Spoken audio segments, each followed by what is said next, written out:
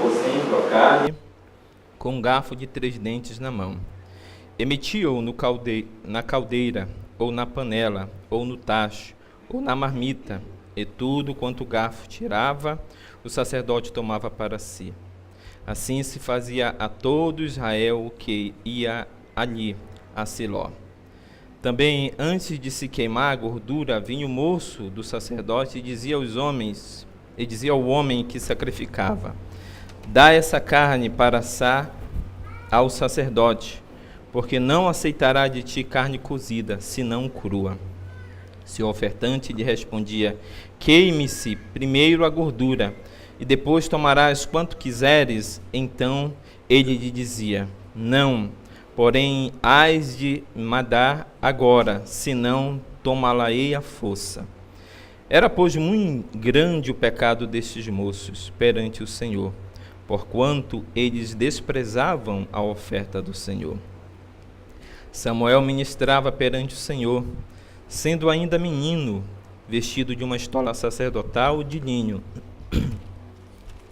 Sua mãe lhe fazia uma túnica pequena, e de ano em ano lhe trazia quando com seu marido subia a oferecer o sacrifício anual.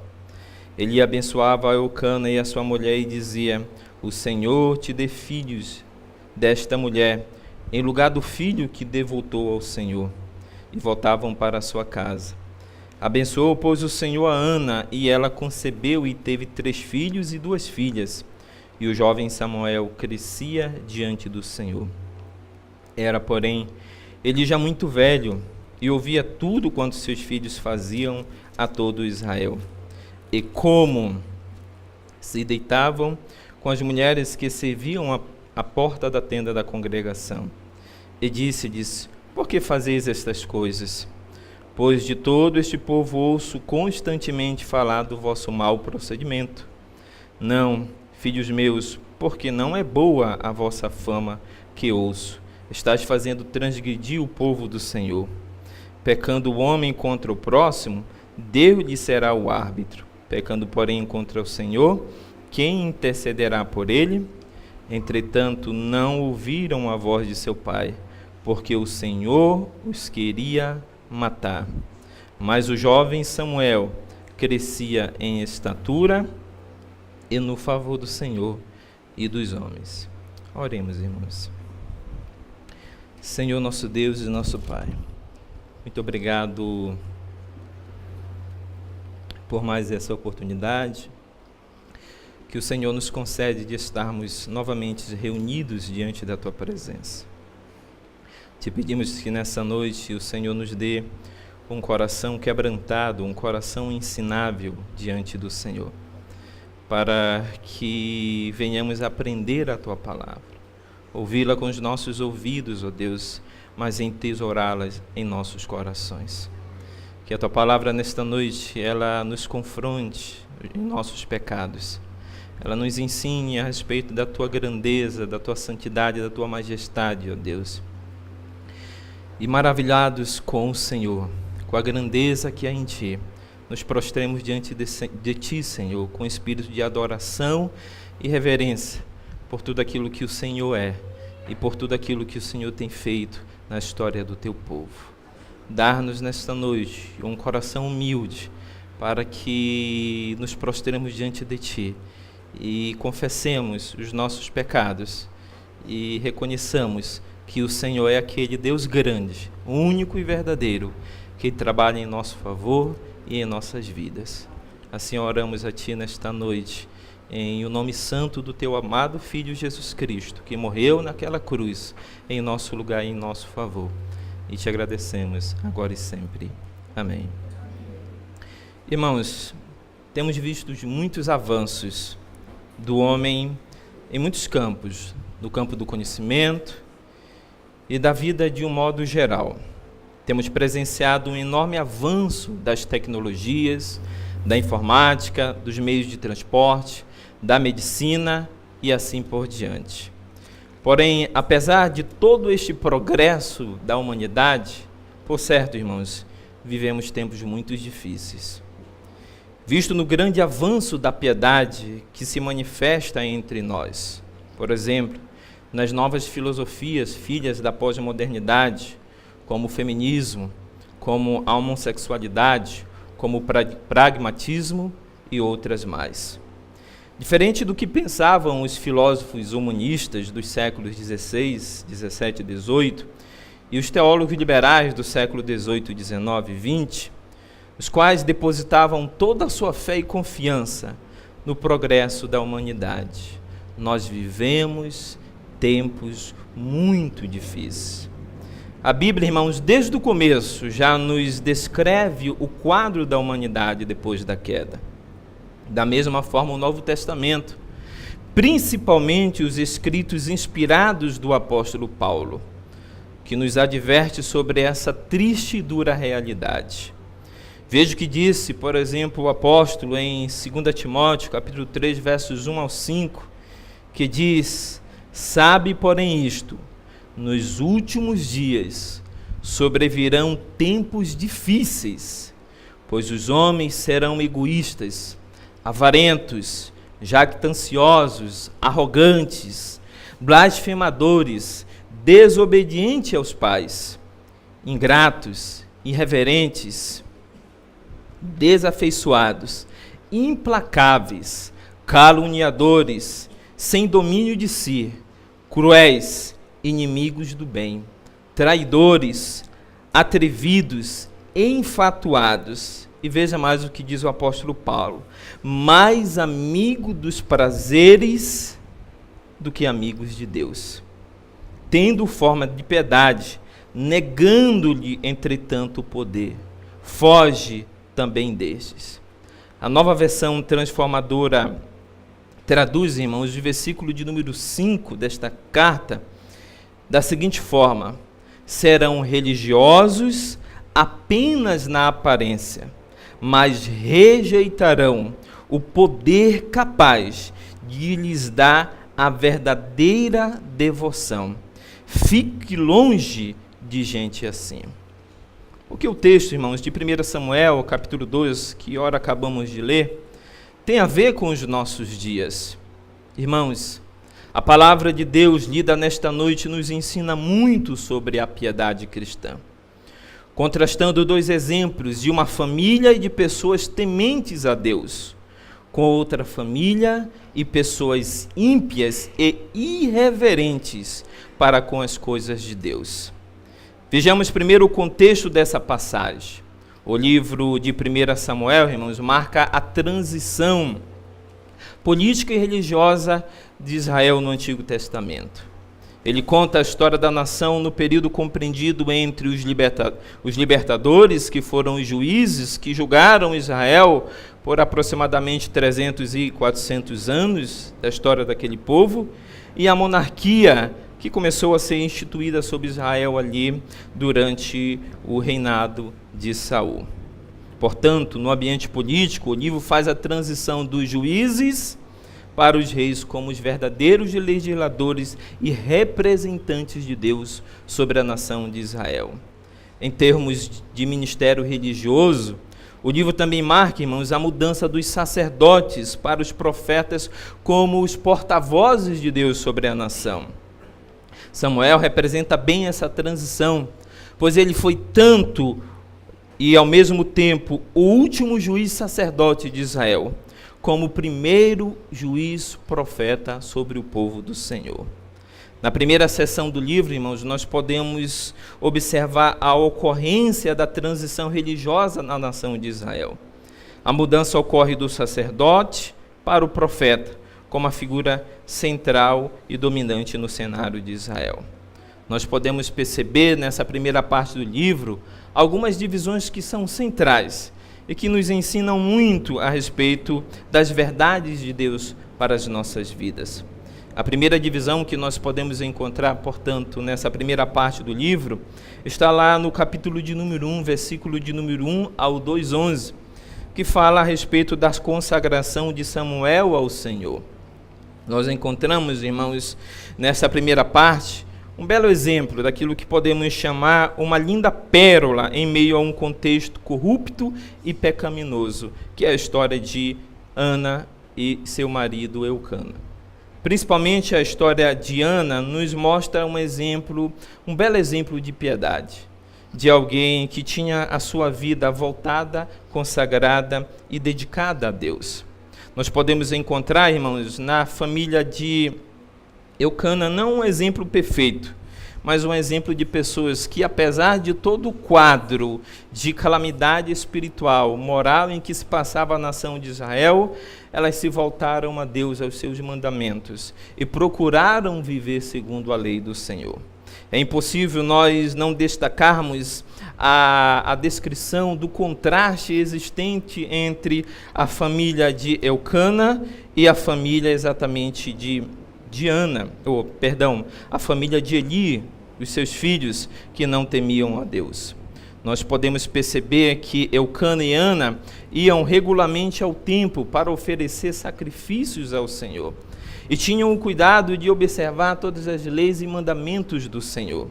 Foi exatamente numa ocasião como esta que Ana pôde fazer um voto de que, se o Senhor desse a ela um filho, ela consagraria esse filho ao serviço do Senhor no tabernáculo. E é interessante, irmãos, nós observarmos que tanto Ana quanto Eucana, se preocuparam até o dia em que esse menino pôde ser entregue ao sacerdote, para ali no tabernáculo servir ao Senhor.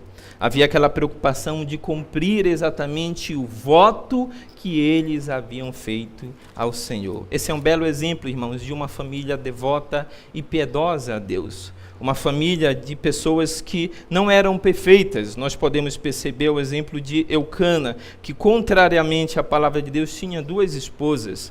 Mas nós podemos, por outro lado, perceber que eles temiam ao Senhor e procuravam andar segundo a sua palavra, segundo os seus mandamentos. Da mesma forma que Samuel também foi consagrado antes do seu nascimento como nazireu ao Senhor. Me refiro exatamente a Sansão. É provável que Samuel tenha nascido na época em que Sansão exerceu o juizado sobre a nação de Israel. Ana clamou ao Senhor e, depois de ter sido atendida, proferiu um cântico de louvor e gratidão a ele. Seu cântico apresenta notáveis semelhanças, irmãos, com o de Maria em Lucas, capítulo de número 1, versículos 46 ao 55, em que ambas exaltam a grandeza de Deus e a misericórdia de Deus, a condescendência de Deus para com aqueles que são aflitos, para com os pobres, necessitados e desamparados da sociedade, para aqueles que não confiam na sua autossuficiência, mas aqueles que se voltam com humildade, não confiando na força do seu braço, nos seus recursos ou nas suas boas obras, mas confiando inteiramente em Deus, como sendo aquele capaz de ser o seu juiz, o seu advogado, o seu auxílio e o seu socorro. O cântico de Ana, irmãos, como o de Maria, é uma exaltação a Deus, como um Deus de majestade, como um Deus de misericórdia, como um Deus de amor, um Deus de graça. A outra divisão que nós encontramos nesse livro, nessa primeira parte do livro, irmãos, é o fracasso do sacerdócio vigente, que está ali no capítulo de número 2, versículos 12 ao 26.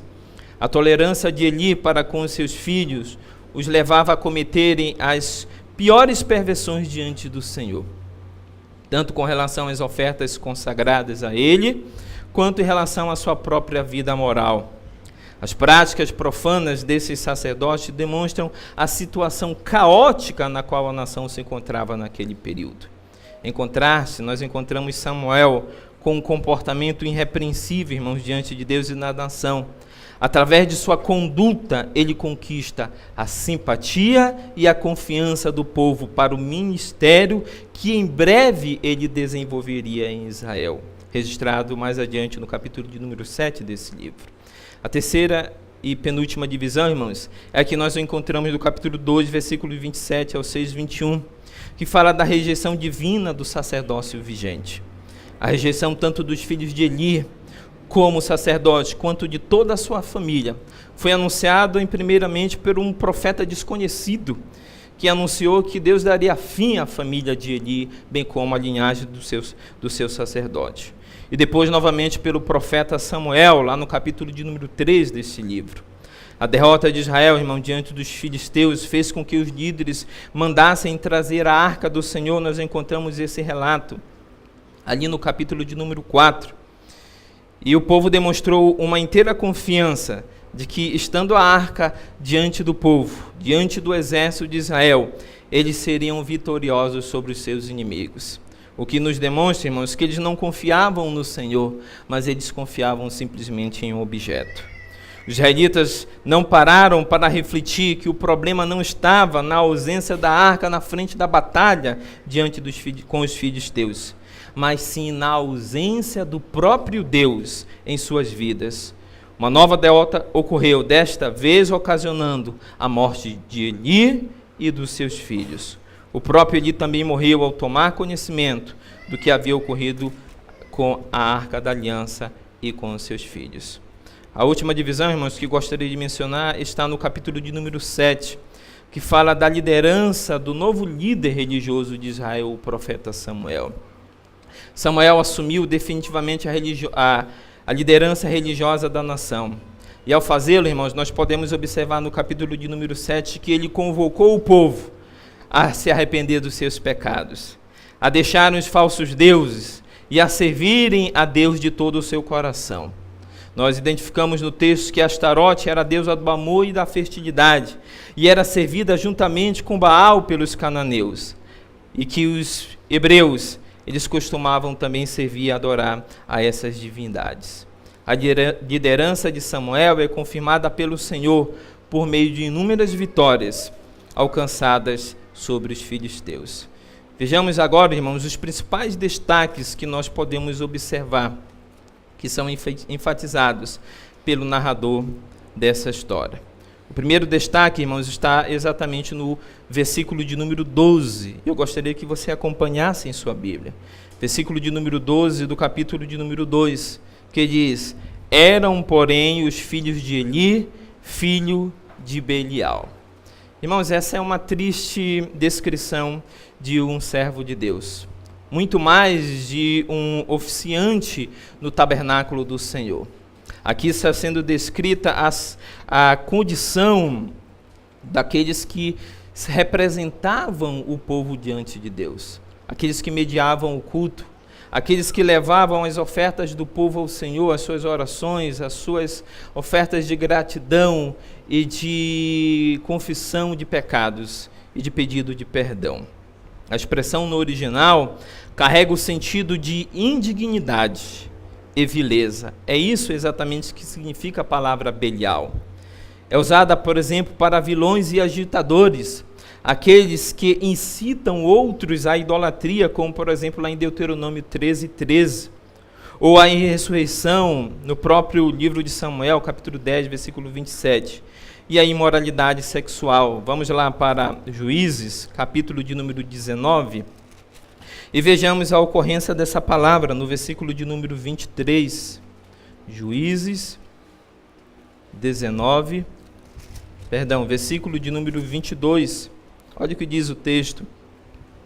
Enquanto eles se alegravam, eis que os homens daquela cidade, filho de Belial, cercaram a casa, batendo a porta, e falaram ao velho, senhor da casa, dizendo: traze para fora o homem que entrou em tua casa, para que abusemos dele.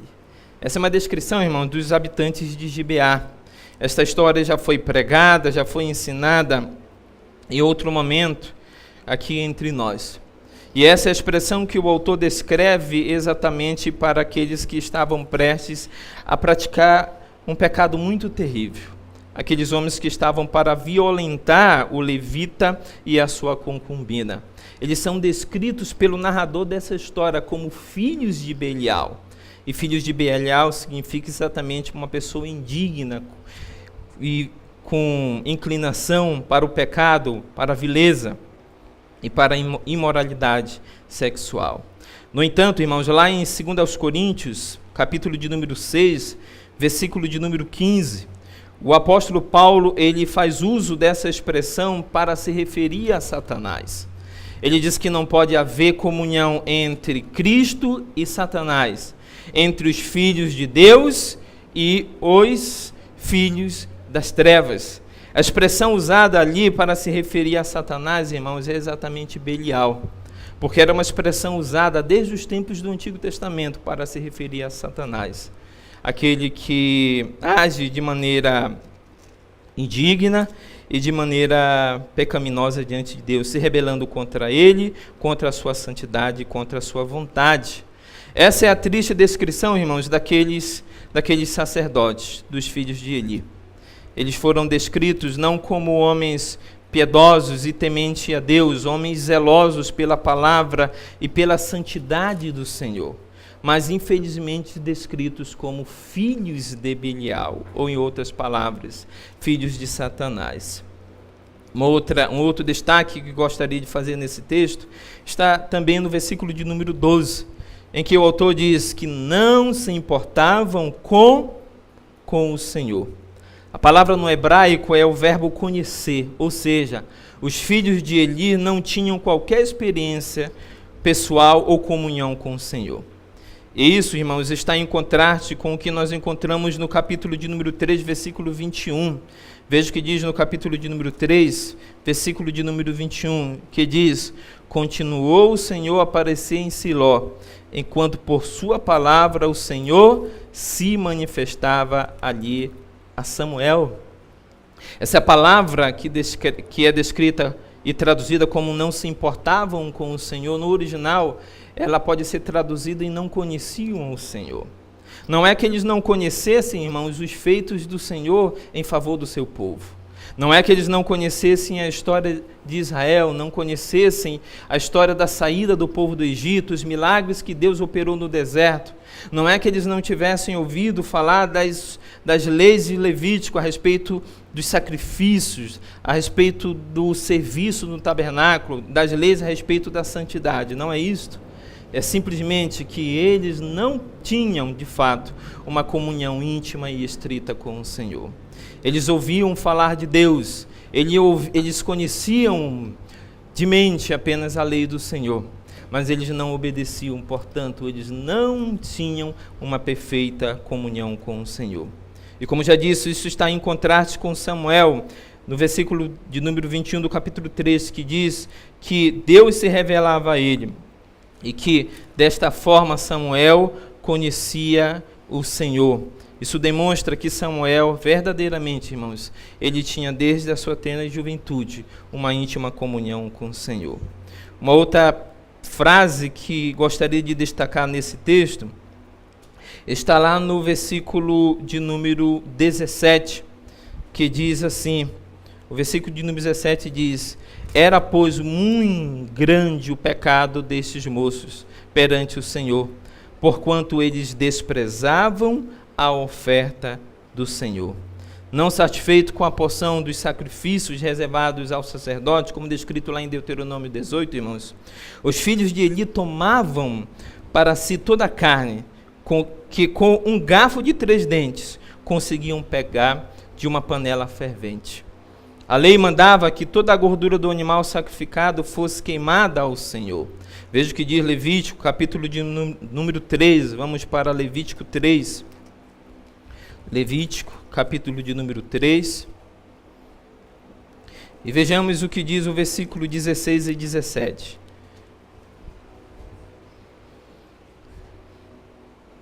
Que diz assim: e o sacerdote queimará tudo isso sobre o altar.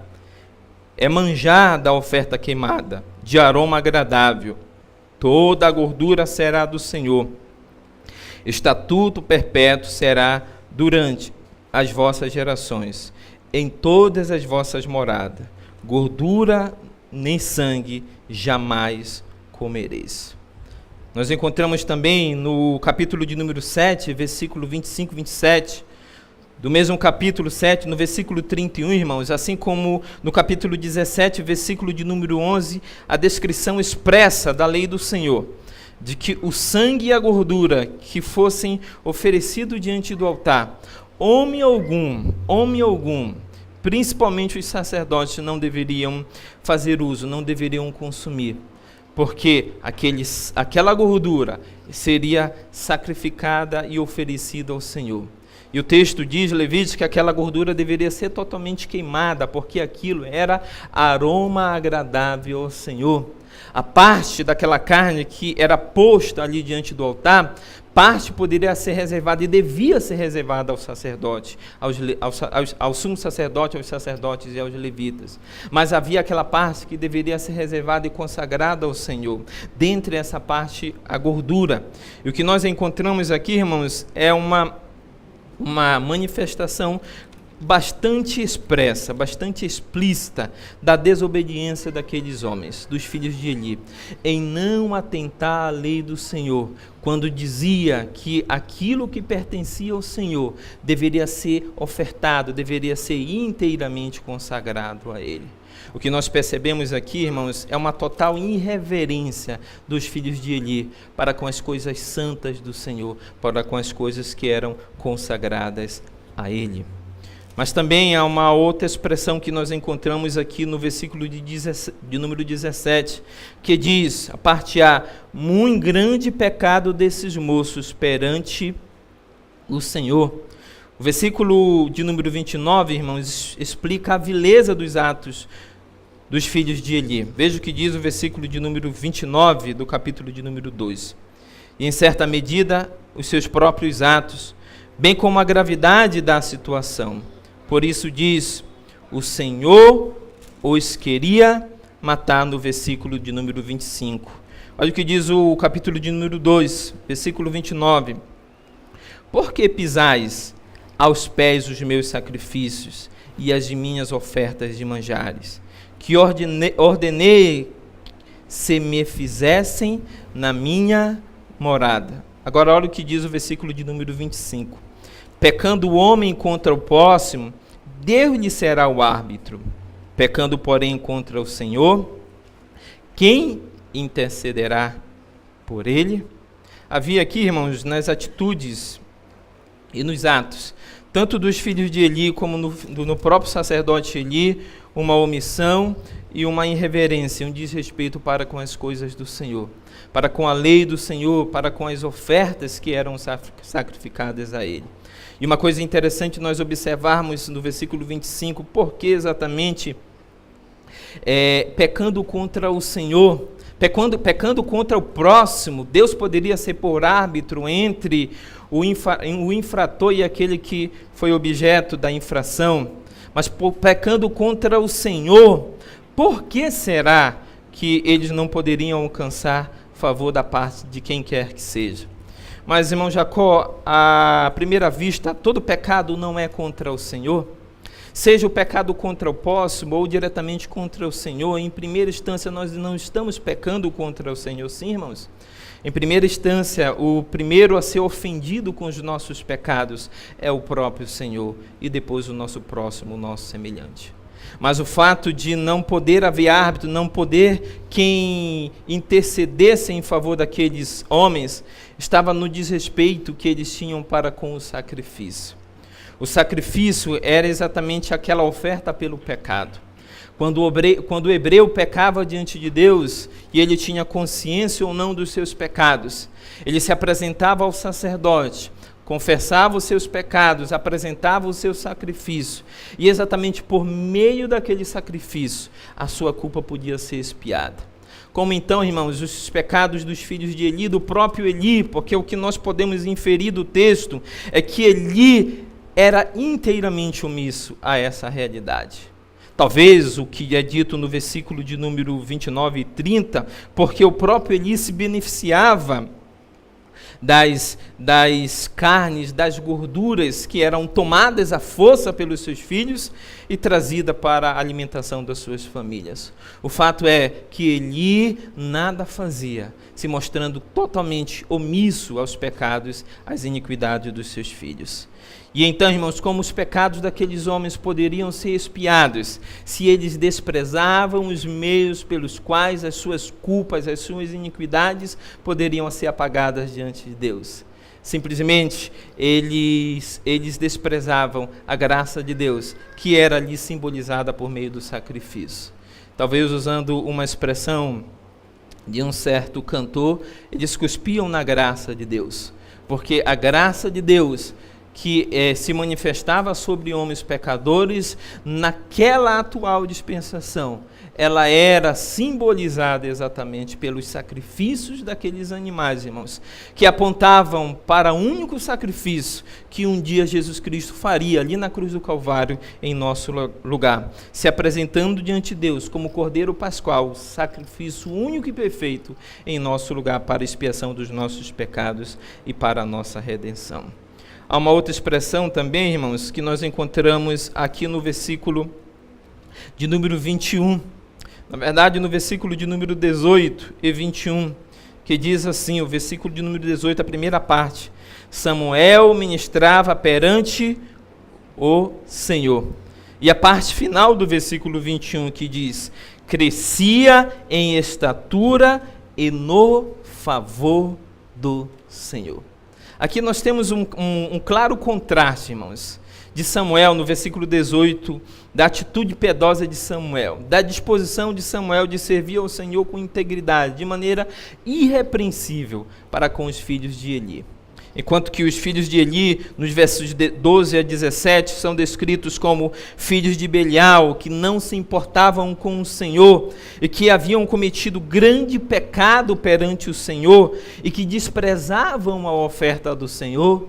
O versículo de número 18, irmãos, nos mostra essa bela cena de Samuel, ainda sendo menino, que ministrava perante o Senhor de maneira irrepreensível, de maneira piedosa. O versículo de número 21, a parte final do versículo, acrescenta a informação de que Samuel servia ao Senhor servia no tabernáculo perante o Senhor, a informação de que Samuel crescia diante do Senhor. E não era apenas, irmãos, um crescimento físico. É impossível, olhando para esse versículo e para o versículo de número 26, veja no capítulo de número 2, versículo de número 26, que diz assim: mas o jovem Samuel crescia em estatura e no favor do Senhor e dos homens. É impossível, irmãos, simplesmente impossível, nós não associarmos esse texto com Lucas, capítulo de número 2, versículo de número 52. Em que o evangelista Lucas, depois de descrever o nascimento de nosso Senhor Jesus Cristo, que foi precedido pelo anúncio do profeta João Batista, depois de ele ser apresentado no templo, depois de ele então voltar para casa com os seus pais, o evangelista nos narra que ele crescia em estatura, sabedoria e graça diante de Deus e diante dos homens. O que nós percebemos então nesse texto, irmãos, é que Samuel crescia, não apenas fisicamente, não era um mero crescimento físico apenas. Samuel crescia em sabedoria, Samuel crescia em graça, em comunhão para com o Senhor.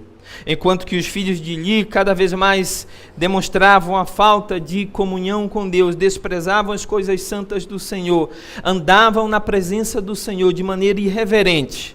Samuel, muito pelo contrário, ele ministrava no tabernáculo, ele servia ao Senhor com integridade de coração, com um coração voltado ao Senhor, com um coração sincero, com um coração piedoso e voltado a Ele.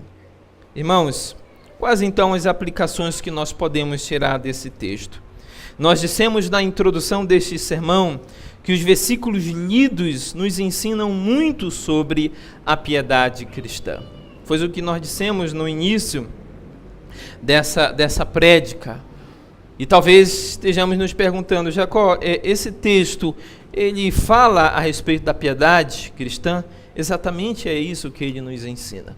Os irmãos devem ter percebido que do início ao fim dos versículos lidos, nós temos aqui dois contrastes. O contraste, a realidade de pessoas ímpias, que com grande impiedade enganavam ao Senhor, disfarçavam, enganando, tentando fingir, demonstrando que serviam a Deus com integridade de coração, e o exemplo de Samuel, que realmente com um coração piedoso, devoto a Deus, servia ao Senhor no tabernáculo. Mas a pergunta então mas o que é a piedade cristã, irmãos? William Law, um homem que viveu no passado e que viveu santamente na presença do Senhor, emprega a palavra devoção como tudo que se relaciona com a piedade. Ações como atitudes. Ele diz, preste atenção, devoção significa uma vida dada ou devotada a Deus. Portanto, devoto, piedoso, é o homem que já não vive para a sua própria vontade, ou para o caminho ou espírito do mundo, mas para a exclusiva vontade de Deus, que considera Deus em tudo, que faz todas as partes de sua vida comum, partes da devoção, piedade, tudo realizado em nome de Deus e sobre normas que conformam a sua glória. Jerry Bridges, um escritor e um homem profundamente piedoso, no seu livro Exercita-te na Piedade, ele escreve: devoção não é uma atividade, irmãos. E às vezes nós, por horas, confundimos devoção como um exercício meramente de lermos a Bíblia, de orarmos e de meditarmos na palavra de Deus.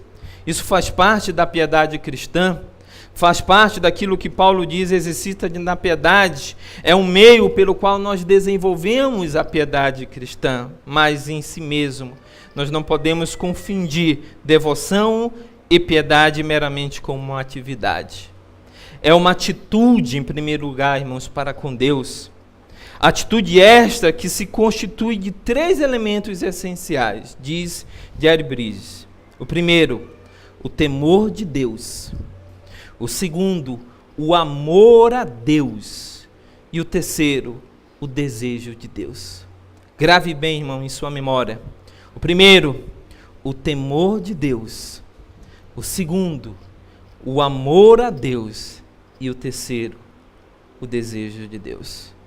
Jerry diz que essas 3 características ou elementos essenciais da piedade, eles estão interrelacionados. Eles estão intimamente ligados uns aos outros, pois não podemos desejar a Deus, irmãos, se nós não compreendermos profundamente o seu amor. É por essa razão, nas suas cartas, principalmente nas chamadas cartas da prisão, como Efésios, Colossenses, ou mesmo a carta de Paulo aos Filipenses, que Paulo começa essas belíssimas cartas com uma profunda oração a Deus, pedindo a Deus que dê aos seus servos uma compreensão da grandeza, da profundidade, da altura, da largura do amor de Deus pelos seus servos. Nós precisamos, irmãos, para desejar a Deus, primeiramente compreender a grandeza do seu amor. Mas para compreendermos a grandeza do seu amor, irmãos, nós precisamos primeiramente temer a Deus. E era exatamente isso que faltava àqueles jovens, aquele jovem sacerdote. E até mesmo ao seu pai Eli, o temor a Deus. E o que é o temor a Deus, irmãos? O temor a Deus é a reverência a Ele. A reverência que coloca diante dos nossos olhos a grandeza de Deus, a majestade de Deus, a santidade de Deus. O temor a Deus, irmãos, ressalta aos nossos olhos espirituais quão grande é o nosso Deus, quão santo é Ele, quão separado de nós pecadores é o nosso Deus, que o nosso Deus está sentado em um trono de glória, que Ele não se confunde com nós, criaturas, e que Ele é um Deus majestoso, é um Deus sublime, é um Deus glorioso, é o Deus de toda bondade, de todo amor, de toda misericórdia. Nós precisamos, irmãos, resgatar essa visão de Deus. Nós não podemos achar que Deus é o nosso xará, que o Deus é o nosso parça, ou simplesmente o nosso amigo. Sim, Deus é o nosso amigo, no sentido de que Ele possui com cada um de nós uma comunhão toda especial. Mas não podemos colocar Deus numa categoria tão inferior, ao ponto de nós olharmos para Deus, ou como diria uma certa mulher de maneira muito impiedosa, chamarmos a Deus de o nosso camarada. Porque Deus, irmãos, é um ser excelso, é um ser glorioso, que está cercado de glória, assentado num grande e sublime trono. É um Deus grande e nós precisamos, como Samuel, resgatar essa visão de um Deus grandioso, de um Deus justo e verdadeiro. Como disse Paulo, devemos exercitar a piedade, irmãos. Esse exercício começa, então, com o temor do Senhor. Não podemos tornar comum a grandeza, a santidade, a majestade, a verdade e a glória de Deus, irmãos. Bem como seu serviço e adoração, como fizeram os filhos de Eli. Precisamos ficar continuamente maravilhados com a glória da santidade do nosso Senhor. Nós precisamos resgatar essa visão maravilhosa. Nós precisamos voltar a ficarmos pasmos com a grandeza que há em Deus, com as coisas de Deus que são maravilhosas, irmãos, diante dos nossos olhos. Talvez o primeiro passo, que foi o passo que desencadeou todos os passos sucessivos na vida dos filhos de Eli, do próprio Eli, foi terem tornado comum as coisas de Deus que não são comuns. Tornado comum a grandeza de Deus, a santidade de Deus, a verdade de Deus, a glória de Deus, o serviço a Deus e a adoração a Deus. Nós não podemos jamais, irmãos, cair nessa sutileza. Quando vemos a casa do Senhor, nós não estamos nos apresentando para um momento comum.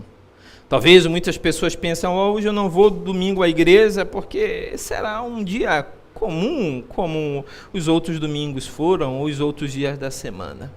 Não, irmãos, o domingo, estar na presença do Senhor, servir ao Senhor, adorar ao Senhor, nos voltarmos reconhecendo a grandeza, a santidade e a majestade do Senhor, irmãos, deve gerar em nós esse sentimento de maravilha, de nos maravilharmos com a grandeza de Deus e do serviço a Ele.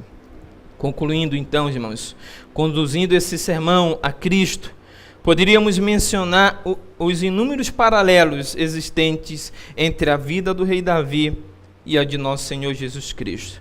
Talvez você esteja se perguntando, mas Jacó, esse texto fala a respeito do texto que ora acabamos de ler, fala a respeito de Davi? Nesse princípio, não. O texto, na verdade, de 1 e 2 Samuel foi escrito com o propósito de demonstrar ou confirmar o reinado de Davi sobre todo o reino de Israel. Porém, quero ressaltar o domínio do reinado de Cristo sobre a sua criação, consequentemente sobre o seu povo. Vamos lá para a segunda carta de Paulo aos Coríntios, capítulo de número 5, e vejamos o que diz o apóstolo Paulo no versículo de número 17. 2 aos Coríntios, capítulo de número 5, versículo de número 17. E veja o que diz a palavra do Senhor. E assim, se alguém está em Cristo, é nova criatura. As coisas antigas já passaram, e eis que se fizeram novas. À primeira vista, irmão, nós podemos imaginar que esse texto não possui nenhuma relação com o senhorio de Jesus Cristo. O livro de 1 e 2 Samuel foi escrito para a confirmação do reinado de Davi sobre o povo de Israel em certo período do Antigo Testamento. E nós podemos encontrar inúmeros, nesses dois livros, 1 e 2 Samuel, inúmeros paralelos entre Davi e o nosso Senhor Jesus Cristo. Mas o paralelo que eu gostaria de fazer, irmãos, é entre o reinado de Davi e o reinado de nosso Senhor Jesus Cristo. Assim como o livro foi escrito para confirmar o reinado de Davi sobre todo Israel naquele período, nós encontramos em toda a Bíblia Sagrada uma declaração expressa da soberania, do reinado de Deus sobre todo o seu povo. E nós podemos observar no versículo de número 17, irmãos, que esse texto fala exatamente desse reinado. Ele diz assim: e assim, se alguém está em Cristo, é nova criatura. A expressão nova criatura, irmãos, é uma tradução possível do que está no original. A melhor tradução do original seria: e assim, se alguém está em Cristo, é nova criação. Por quê? Porque é exatamente o que o Evangelho nos descreve. O Evangelho nos descreve que com Cristo, com a vinda de Jesus Cristo a esse mundo, com a sua encarnação, a sua morte e ressurreição, foi inaugurada uma nova era. Foram feitos novos céus e nova terra. E nessa nova era, nessa nova realidade, Jesus foi posto como rei sobre tudo aquilo que ele criou, sobre toda a sua criação. Onde somos então, irmãos, nesse texto, confrontados a refletir sobre o senhorio de Cristo, sobre nossas vidas, como uma ação passiva e ativa de seus discípulos no exercício de nossa piedade. O que esse texto então aqui diz, segunda carta de Paulo aos Coríntios, no capítulo de número 5, irmãos, versículo de número 17, nos convida a vivermos essa realidade. Qual a realidade? A realidade do senhorio de Cristo na nova realidade que é o reino de Deus, ou a nova era que foi inaugurada com a morte e a ressurreição de Jesus Cristo dentre os mortos. Mas, como diz, essa ação, ela é tanto passiva como ativa da nossa parte. Passiva porque nós fomos resgatados por Cristo. E por meio de Cristo nós fomos introduzidos nessa nova realidade espiritual. É aquilo que Paulo diz lá aos Efésios, que nós fomos tirados do reino das trevas para o reino do Filho do seu amor. Mas também essa nova realidade nos impõe, irmãos, uma atitude ativa. Que atitude ativa é essa, irmãos? É que, quanto discípulos de Jesus Cristo, nós devemos, irmãos, nos exercitar na piedade. Ou seja, nós devemos viver uma vida de temor a Deus, de amor a Ele, e uma vida na qual expressemos o nosso desejo a Ele. Que então, irmãos, diante desse mundo, como disse o apóstolo Paulo, que disse que nos últimos dias serão dias difíceis. E o apóstolo Paulo termina dizendo que muitos naquele dia terão uma vida como que piedosa. Eles terão aparência de piedade, mas no fundo, eles não manifestarão na sua vida a piedade, o temor a Deus, o amor a Deus e o desejo pela glória de Deus, pela santidade de Deus. Que Deus, então, irmãos, nos dê uma vida piedosa diante da sua presença. Que Deus em Cristo nos abençoe.